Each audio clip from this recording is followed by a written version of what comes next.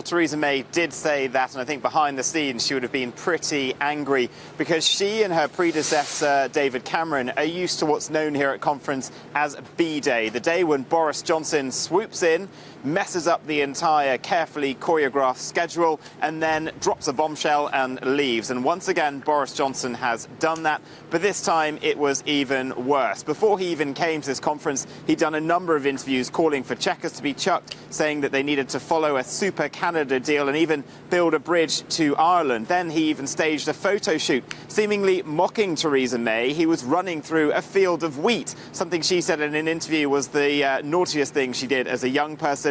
And then he came here and there was a media scrum around him as he came in the hall. Around a couple of hundred people had been queuing for about 2 hours just to get in to see him. And when he did take to the stand, he gave a wide-ranging speech calling for Chequers to be chucked. He said it was intellectual humiliation was some of the language that he used. He also talked about housing, tax reform and Margaret Thatcher, all the things that you need to talk about here at Conservative Conference if you are going to make a bid for the leadership. And Theresa May says that she didn't watch. There were plenty of people who did, but she was angered by what she heard in reports. Two things that Boris said that I am cross about. He wanted to tear up our guarantee to the people of Northern Ireland. Northern Ireland is part of the United Kingdom. You know, we are all, he and I, all members here are members of the Conservative and Unionist Party. That's because we believe in the union of the United Kingdom. Northern Ireland is part of that union.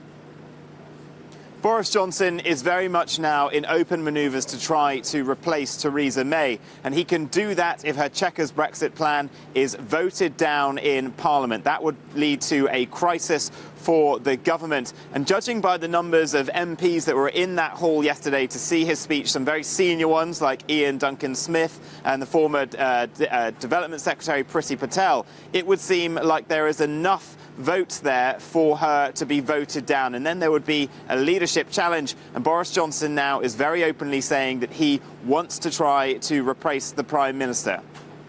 Well, Theresa May is going to give a speech later, closing the conference. She's obviously got her work cut out for her. What can we expect from that speech?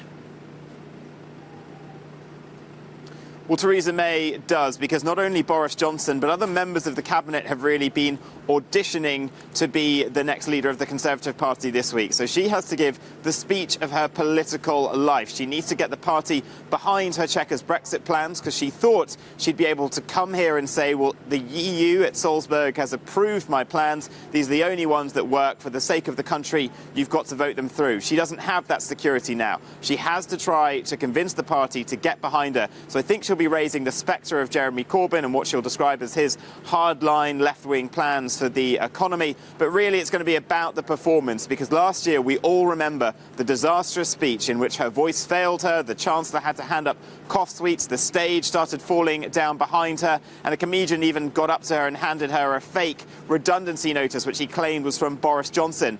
That clip went around the world. It was mocked in comedy shows over in the United States, and it got into news broadcasts as far as Australia. So she needs today to put in a solid performance, but really to get people behind her in a way that she hasn't done before. Because if she doesn't today, then Boris Johnson may well be handing her a redundancy notice, and this time next year he could be coming to this conference as the leader of the Conservative Party and as Prime Minister.